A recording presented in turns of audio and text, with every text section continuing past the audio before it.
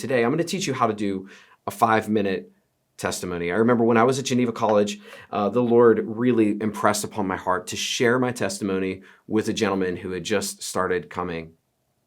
And this man didn't receive Christ, but we are friends to this day. He was very rough around the edges, and I knew that he wasn't all about the Christian vibe, okay?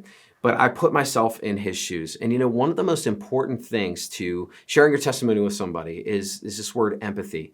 I think one of the aspects of sharing a faith with people is that you have to know when their heart is ready to receive it. Look for the spotlight on somebody. This man had a spotlight on him. My friend Jesse Bronaszewski, he had a spotlight on him whenever I was at the gym here in Robinson, and I saw him for the first time. Jesse's a big part of our church. You might have met him, but you probably didn't know that I saw a spotlight just right on that guy. And I was able to share Christ with him, and eventually he started coming to the church. He was actually processing his faith during that time. We met several times, and I answered a lot of questions for him.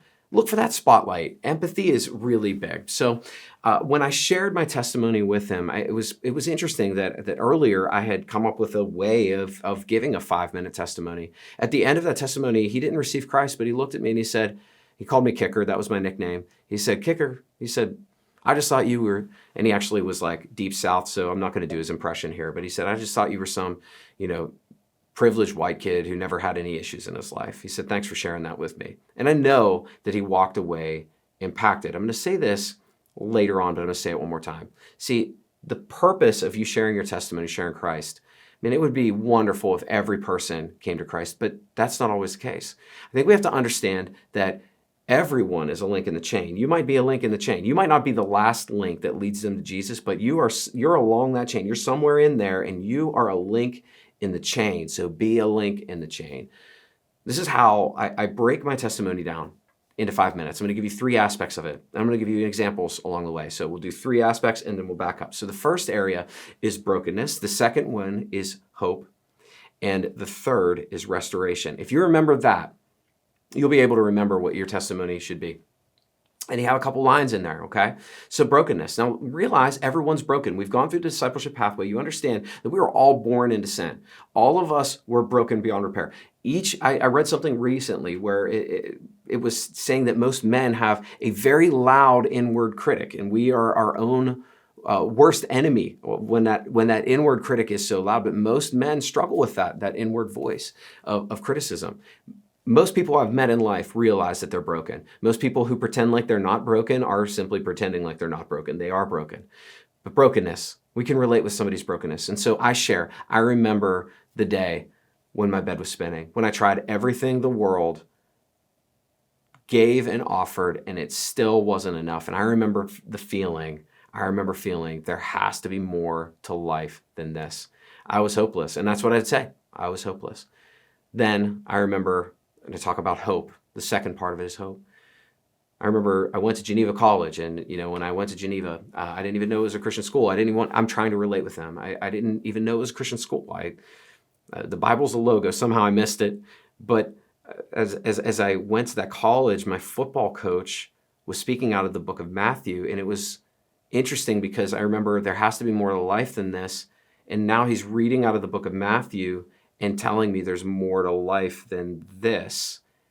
It was a fascinating tie-in for me at that moment. And I don't honestly remember everything that he said, but I do remember God speaking to me that night.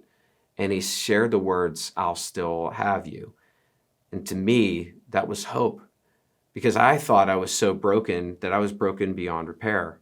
Now, I'm going to just pull this back to you, okay? As you create your 5-minute testimony, that was a major lie that I believed.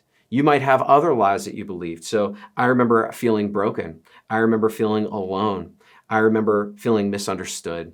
I remember feeling stupid. I remember also feeling confused. And so sometimes you want to relate. Maybe you have the emotional understanding of an individual, where if you have one lie, you can actually talk to them and relate with them along the same lines if one of their lies lines up. And so I shared, this was the moment that hope came in. I remember feeling I was broken beyond repair. So hope came in this moment. Does this make sense, right? So hope, everyone needs hope. Every person needs hope. Everybody loves hope. We're addicted to hope. We want stories of hope. We don't want all stories of despair. Why? Because God actually put it in every person's heart that you'll witness to, that they're looking for hope. They're looking for hope. They need hope right now. But we don't want to leave it at hope. Because if we only leave it at hope, that was the moment that hope came, right? Then we're not giving them the full gospel. We're not giving them the full step to the third part, restoration, okay? Brokenness and hope and restoration. Now I talk about, man, here's what I did. I at that moment, I submitted my life to Christ. And actually, I tell him the story. Matt Brown, one of my very good friends, pulled me aside and he said, I saw God doing something in your life tonight and I want to be here to help you. How can I help? Matt started taking me to church and he prayed with me that night, and he actually had me call my girlfriend and break up with my girlfriend after he prayed with me to rededicate my life to the Lord and get serious about the things of God again in my life, right? So I give people that restoration. This is how I was restored. I was actually, prayed with him and I made a response, and then I took an action. I actually broke up with my girlfriend at that time, and that was a hard step, but it was a step of trust. And I knew that I wasn't going to live for God fully unless I did this. But look at where I am now. My life is beautiful. I never thought, and so when I talk about restoration, honestly, guys, I never thought that I would be a good father. I never thought that I would be a faithful husband. I'm both of those things. All I wanted to be was a father and a faithful husband, but I never thought that I could do that. I also never believed that I could be used by God in any capacity. All of those things are now true in my life. And I believe that people from the outside who come in actually see that, okay? So I say, this is where I am now. And now I'm giving my life to help people like you. Or I want to see this message to transform my life, transform your life, okay? Remember, you're a link in the chain. You may not be the last link, but every link matters. So here's what I want you to do. Write out your 5-minute testimony, but keep these 3 aspects in mind. It's like a little outline. Brokenness, hope, and restoration. Come on, go ahead and be that link in a chain. Enjoy your discussion today and enjoy yourselves. Share the gospel. Be like Jesus and then do what he did.